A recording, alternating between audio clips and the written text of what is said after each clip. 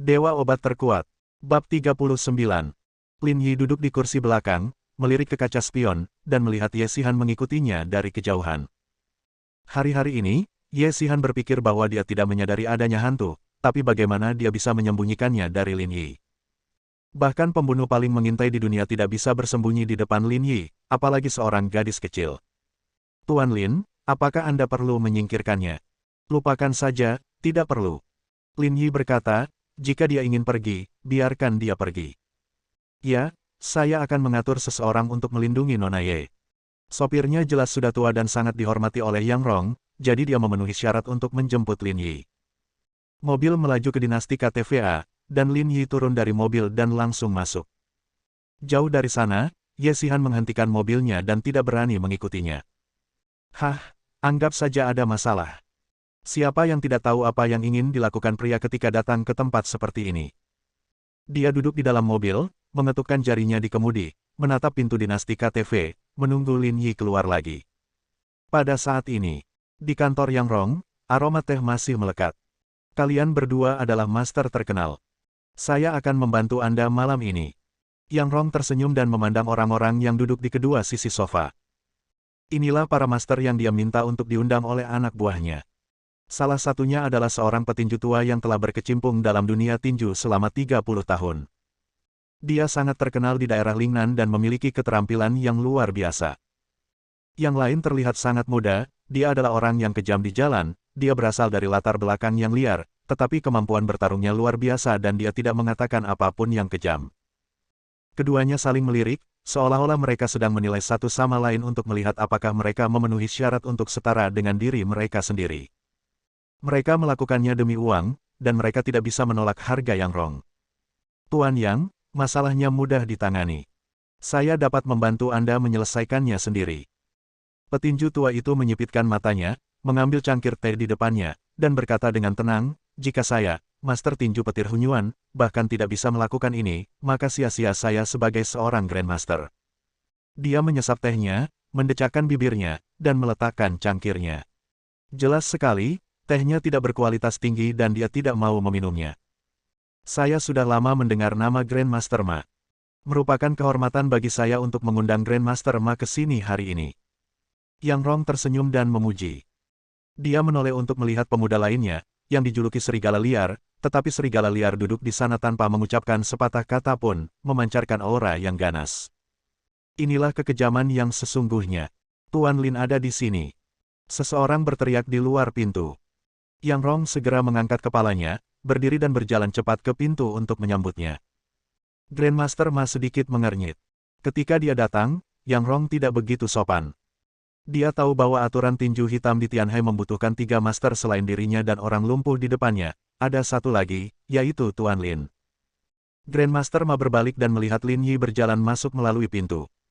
Melihat Lin Yi masih sangat muda, bahkan lebih muda dari serigala liar di depannya, dia kurus dan terlihat lemah, apakah dia bisa dianggap master?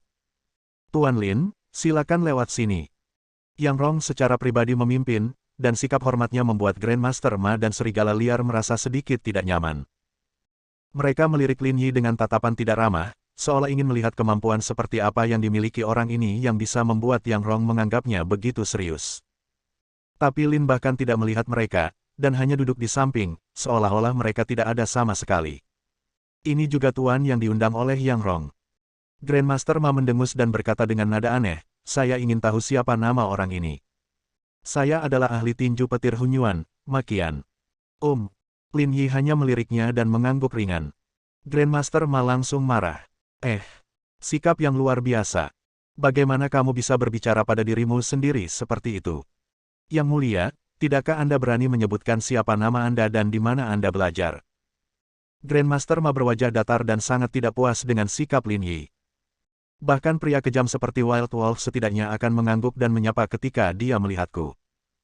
Dari saat saya masuk sampai sekarang, saya selalu bersikap merendahkan, bahkan tidak memandangnya.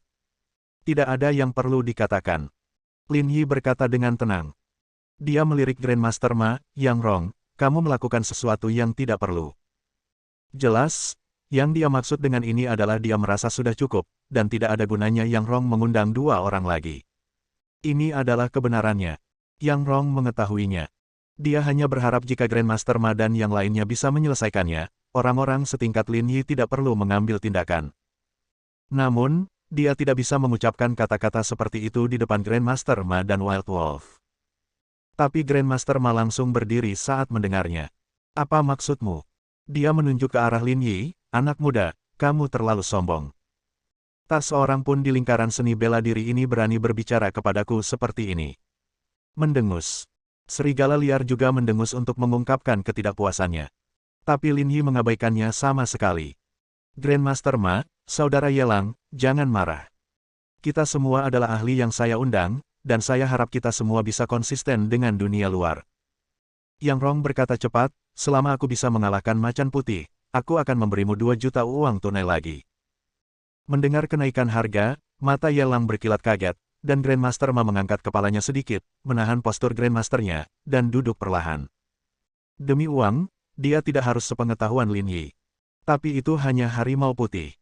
Saat saya belajar bela diri, dia tidak tahu harus bermain di mana di lumpur. Grandmaster Ma berkata dengan tenang, sangat mudah untuk menghadapinya, Tuan Yang, jangan khawatir. Yang Rong mengangguk berulang kali. Dia melirik waktu dan menatap Lin Yi, Tuan Lin, sudah hampir waktunya. Mari kita makan dan istirahat, lalu kita siap berangkat. Lin Yi sedikit mengernyit. Jika kamu tidak ingin makan, silakan selesaikan lebih awal. Ada hal lain yang harus aku lakukan di malam hari. Ye Qiansui masih ingin pergi ke kamar dagang. Dia bertanya, dan Lin Yi tentu saja tidak bisa menolak. Oke, ayo pergi. Grandmaster Ma hendak mengatakan sesuatu, tetapi dia belum makan dan masih lapar. Namun sebelum dia bisa mengatakan apapun, Yang Rong langsung berkata, Grandmaster Ma, setelah kita berurusan dengan macan putih, saya akan mengadakan pesta perayaan untuk semua orang. Jadi, sangat bagus. Grandmaster Ma mendengus dan menatap Lin Yi.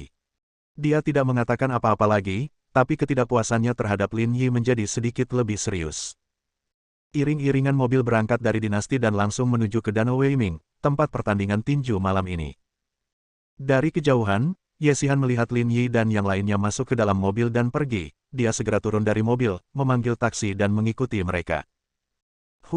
Kamu tidak menduganya, tapi aku punya sedikit kesadaran anti pengintaian. Ye Xihan masuk ke dalam mobil, mengeluarkan 200 yuan dari tasnya, dan melemparkannya ke pengemudi, Tuan, ikuti mobil di depan saya. Ketika pengemudi melihat bahwa mobil di depannya semuanya dari dinasti, dia hanya bisa menghela nafas dalam hatinya. Wanita lain yang keluar untuk menangkap suaminya, jadi mengapa repot-repot? Nak, aku sering melihat hal seperti ini. Lihat saja. Dengan karakter moral laki-laki, bagaimana mungkin ada kucing yang tidak mencuri ikan? Ye Xihan tertegun sejenak, menatap tuannya, mengeluarkan 100 yuan lagi, dan meletakkannya di kursi dengan cepat. Kejar dia. Bab 40. Ada banyak omong kosong, Ye Xihan tidak tertarik mendengarnya. Dia ingin mencabut kuncir Lin Yi sekarang dan melihat hal memalukan apa yang diam-diam dia lakukan. Mobil itu mengikutinya sepanjang jalan, selalu menjaga jarak tertentu. Terlihat jelas bahwa supir taksi tersebut sudah sering melakukan hal semacam ini dan memiliki pengalaman yang kaya. Apa yang bisa dilakukan di Danau Weiming? Setelah melihat 3 karakter, Danau Weiming, Ye Xihan hanya bisa mengerutkan kening. Danau Weiming adalah tempat yang indah di Tianhai, tetapi tidak semua orang yang datang ke sini pada malam hari adalah paman dan bibi yang datang untuk menari di alun-alun. Setelah keluar dari mobil, Ye Xihan berjingkat dan bersembunyi di balik semak-semak tinggi, menatap Lin Yi dan yang lainnya. Naik kapal. Ketika dia melihat Lin Yi dan yang lainnya menaiki kapal pesiar, dia buru-buru mengikuti mereka. Kapal pesiar berukuran besar menjadi salah satu daya tarik di sini. Ada kedai teh dan ruang catur dan kartu di atasnya, dan lantai bawah adalah kasino. Hanya saja malam ini tidak ada yang berjudi di sini, dan semua orang yang datang ke sini untuk pertandingan tinju hitam. Di ruang tunggu. Tuan Lin, kalian istirahatlah di sini sementara saya datang. Yang Rong berkata. Lin Yi mengangguk tanpa berkata apa-apa, dan Grandmaster Ma serta 2 lainnya bahkan lebih diam. Melihat Yang Rong pergi, Tuan Ma mendengus pelan, seolah-olah dia sengaja mengincar Lin Yi, tapi Lin Yi tetap mengabaikannya. Tidak peduli siapa lawannya, siapa namanya, apakah dia seorang Grandmaster atau juara tinju, di mata Lin Yian, semuanya bisa diselesaikan hanya dengan 1 pukulan. Sekarang dia hanya berharap pertandingan tinju akan segera dimulai, dan setelah mengalahkan lawannya, dia masih bisa mengejar kamar dagang Ye Qiansui.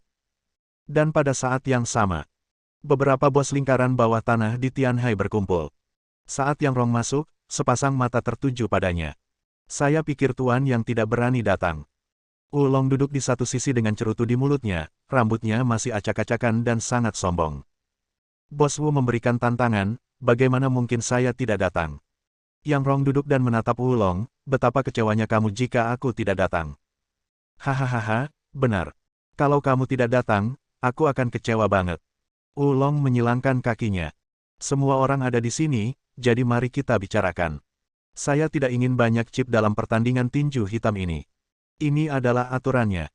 Sebelum pertandingan, orang-orang yang memiliki keluhan antara kedua belah pihak menegosiasikan tawar-menawar di bawah pengawasan orang-orang besar lainnya. Tentu saja, mereka tidak dapat menarik kembali kata-kata mereka ketika kemenangan atau kekalahan telah berakhir. Kalau tidak, itu akan menyinggung perasaan semua orang. Saya ingin semua properti di wilayah DC Anda. Sudut mulut Yang Rong bergerak-gerak dan dia berkata dengan nada mengejek, sebenarnya tidak banyak. Jika kamu melumpuhkan macan hitam, kerugianku akan lebih besar dari ini.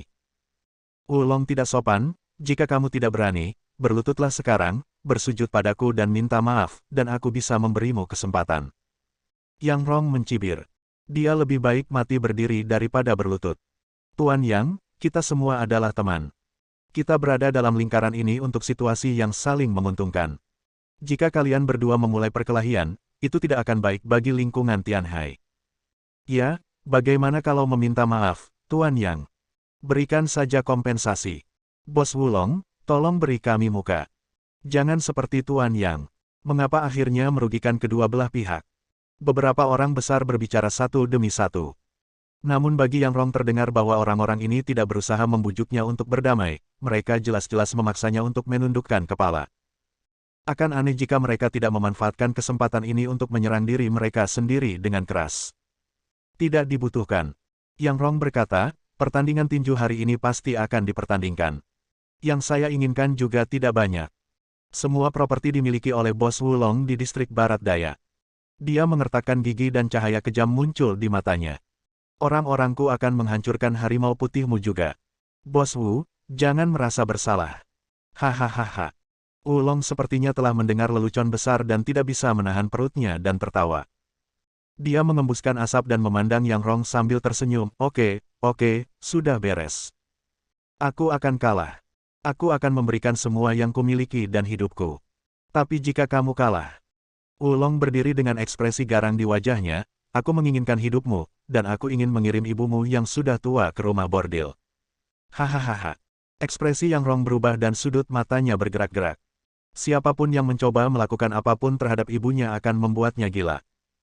Namun, dia menahannya dan tidak meledak saat itu juga. Perselisihan verbal dengan Wulong sekarang tidak ada artinya. Kita lihat saja nanti. Yang Rong tidak banyak bicara, berbalik dan pergi. Dia berjalan keluar pintu, dan beberapa pria besar menggelengkan kepala. Selamat kepada Bos Wulong, ini untung besar. Ya, saya iri dengan tempat itu di dinasti. Sayang sekali kesempatan itu diambil oleh Bos Wulong. Yang Rong benar-benar bodoh. Dia benar-benar berpikir bahwa hanya karena dia bisa bergaul di wilayah DC, dia bisa menduduki peringkat tinggi di Tianhai. Aku tidak tahu seberapa tinggi langitnya. Wulong bersandar di kursi, membuka mulutnya dan mengeluarkan asap, sudah tidak sabar. Dia berdiri dan terkekeh. Teman-teman, aku sudah menyiapkan minuman perayaan, ayo kita minum bersama nanti. Setelah mengatakan itu, dia berjalan keluar pintu dan berbelok ke ruang tunggu di sebelah. Aku sudah bertemu Paman Dong. Wulong memasang tampang serius dan penuh hormat, menundukkan tangannya, dan tidak berani untuk tidak sopan sama sekali. Pria yang duduk di kursi taisi tampak berusia 40-an, dengan tulang pipi tinggi dan energi lemah. Dia jelas seorang master sejati. Ahli tinju harimau, Bao Rongdong. Wulong. Bao Rongdong meletakkan cangkir tehnya, dan Wulong segera membungkuk, harimau hitam mengikutimu, dan sekarang dia telah dikalahkan. Kamu bertanggung jawab untuk ini. Yang Paman Dong ajarkan padaku adalah aku gagal merawat macan hitam dengan baik. Tolong hukum aku. Wulong tidak berani membantah, Bao Rongdong di depannya adalah tuan yang sebenarnya. Ahli seni bela diri Tiongkok. Itu saja, kamu memiliki sikap untuk mengakui kesalahanmu. Aku tidak akan berdebat denganmu. Keterampilan macan hitam tidak sebaik yang lain, dan dia tidak bisa berkata apa-apa setelah menjadi lumpuh. Bao Rongdong mendengus, tapi reputasiku sebagai tinju harimau tidak bisa dirusak oleh orang lain. Matanya membelalak karena marah, dan matanya memancarkan cahaya yang menakutkan. Ulong tidak berani mengangkat kepalanya dan menatapnya. Ya, Paman Dong, biarkan mereka membayar harganya malam ini. Ulong berkata, saya telah mengetahui dengan jelas bahwa hanya ada satu guru di bawah Yang Rong, namanya Lin Yi, saya belum pernah mendengar tentang dia, dan dia mengundang 2 guru. Salah satunya adalah pendiri Hunyuan Thunderbolt Boxing, bernama Ma Qian, dan yang lainnya adalah Ye Luzi, yang juga seorang petinju hitam, bernama Wild Wolf. Tidak pernah mendengar hal tersebut. Bao Rongdong langsung menggelengkan kepalanya. Dia belum pernah mendengar satupun dari ketiga nama ini. Bagaimana orang tak dikenal bisa mengalahkan macan hitam? Tuan, saya curiga mereka menggunakan trik kotor untuk menyakiti macan hitam. Macan putih, yang berdiri di samping, berbicara. Kecuali Ma Qian, yang beberapa rumornya dia dengar, 2 lainnya tidak terkenal, terutama Lin Yi, yang belum pernah mendengarnya. Dengan mereka saja, pasti tidak ada cara untuk melukai harimau hitam secara serius, selain menggunakan trik kotor, kemungkinan apa lagi yang ada. Tidak peduli cara apa yang mereka gunakan, mereka akan mati di sini hari ini. Bao Rongdong berdiri, meletakkan tangannya di belakang punggung, dan berkata dengan penuh semangat, kekuatan tinju harimau akan membunuhmu jika kamu melihatnya. Bersambung.